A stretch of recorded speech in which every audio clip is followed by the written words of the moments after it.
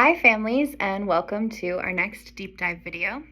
This week we are going to look at an example of some STEM concepts that are happening in free play, some motor development that's happening in free play, as well as some social skills that are happening during free play. We are going to do this all in the context of rolling pumpkins down a hill. This week, I'm just going to dive right in, and I will be pausing in and out of the video to describe some of the learning and development that I see happening in this small moment of free play. So just to lay the scene, there were two students who had these little pumpkin gourds that we brought in because they're seasonally appropriate, and they were rolling them down the hill back and forth and grabbing them and bringing them back to the top. And at this point, when the video is about to start, that you'll see in a second, the students have climbed up onto a rock up higher and are going to roll it from that point to see if it rolls farther. That's their idea. That's their hypothesis, is that if they go up higher on top of the rock and throw the pumpkin from there, it's going to roll farther. So that is where we're starting in this clip, and we'll go from there.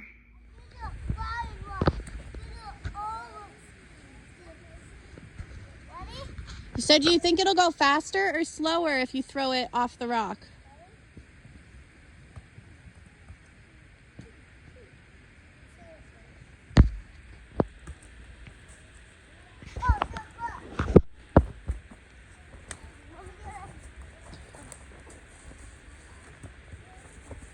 What do you think? Did it work better to throw it off the rock? Did they roll farther? No. No? Roll off the stump. Rolling it off the stump worked better? Yeah, but I think.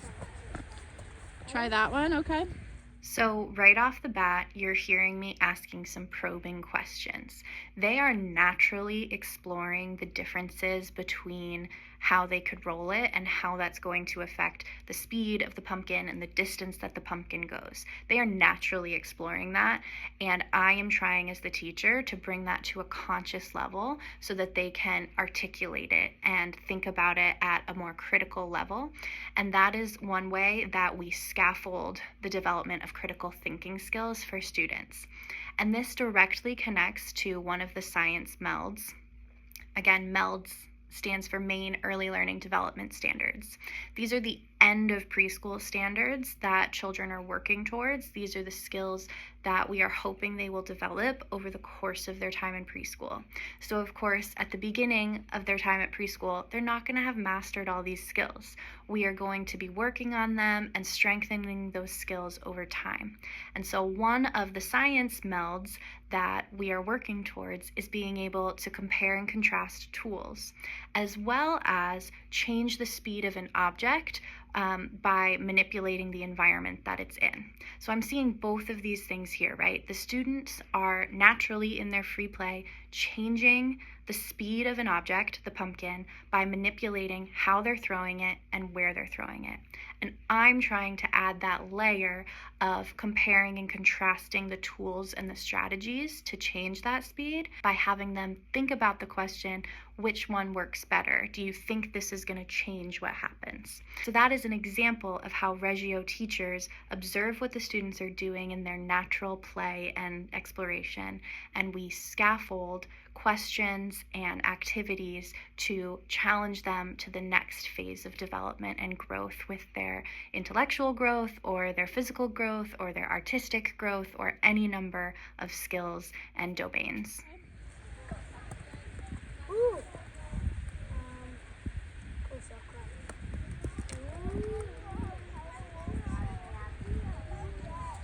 Ooh! That one went pretty far.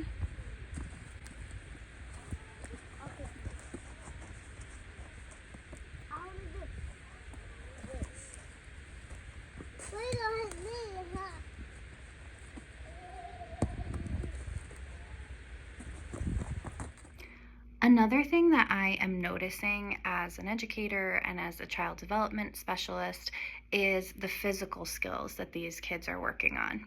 So there is a lot of physical development happening. First and foremost, I love that our forest playground space is on a hill, because it helps children develop their core strength and their core muscles by walking up and down all the time. And they are having to do that in this moment, right? They are chasing the pumpkins down the hill, grabbing them, and bringing them back up the hill over and over again. And developing that core strength is absolutely foundational for later success across the board. Your core muscles are integral to every movement that your body does, and they're also integral to developing attention span and sensory organization of the brain. So just by being on a hill and having them walk up and down it is already building some incredibly foundational skills and muscle strength that will help them both physically and academically later in life. Additionally, I'm noticing throwing skills. They're throwing overhanded, chucking the pumpkin down the hill in certain moments of this exploration, and that is another end of preschool standard for gross motor development, is being able to throw. And in the standard, they say throw a ball, but it's really the same motion, right? They are throwing the pumpkin just like they would throw a ball. And so I'm seeing that and how well they're doing with an overhand throw at this stage of their developmental journey. Before we race, can we look at the pumpkins together? Come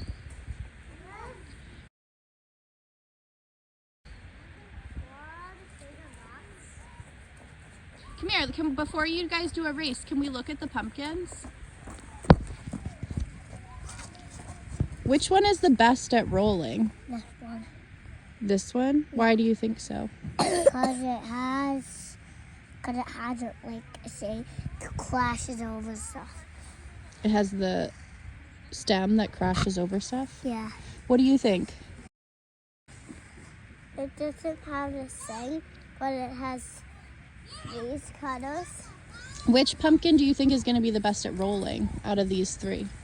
Mine. What do you think? Do you think the same one? Can I have one?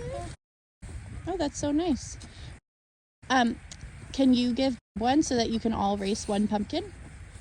So in that interaction, again, you're hearing me try and probe that compare and contrast tools idea. What's working well?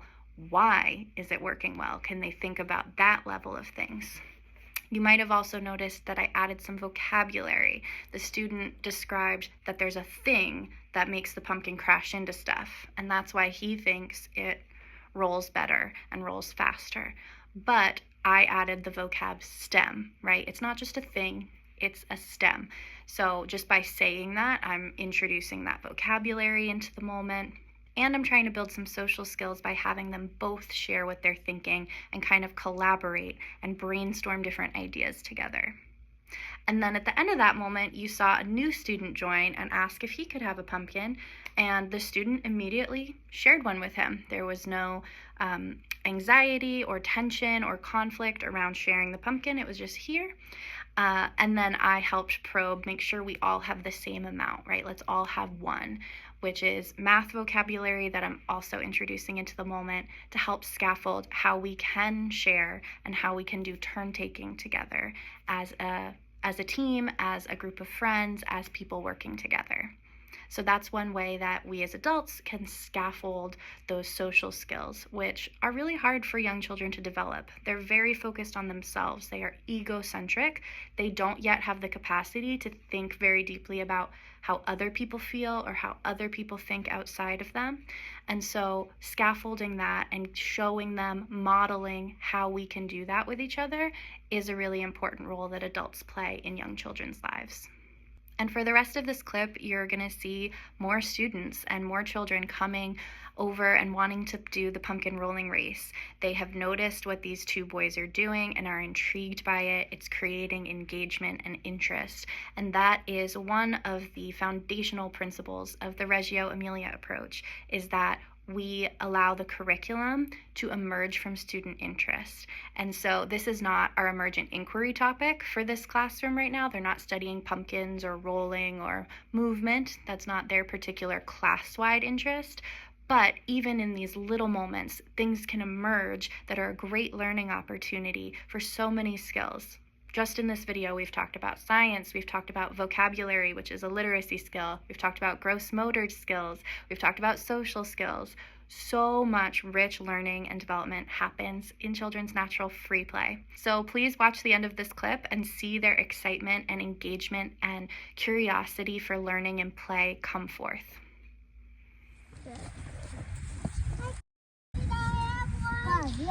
All right, watch out, guys. We're doing a pumpkin rolling race. Oh, got one too. Oh, there goes one. Go get a pumpkin.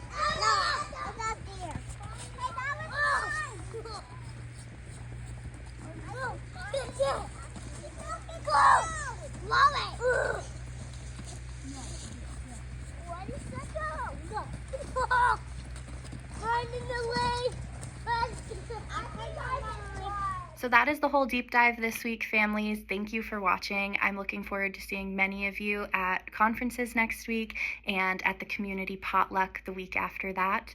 And the next time you see me here in this format on a deep dive will be in December. We are somehow already there. The school year feels like it's flying by, and I say that every year, and it is always still somehow true. So I hope you enjoy the next few weeks with your family and celebrating in the ways that you celebrate this season, and I will see you again in a couple weeks. Bye.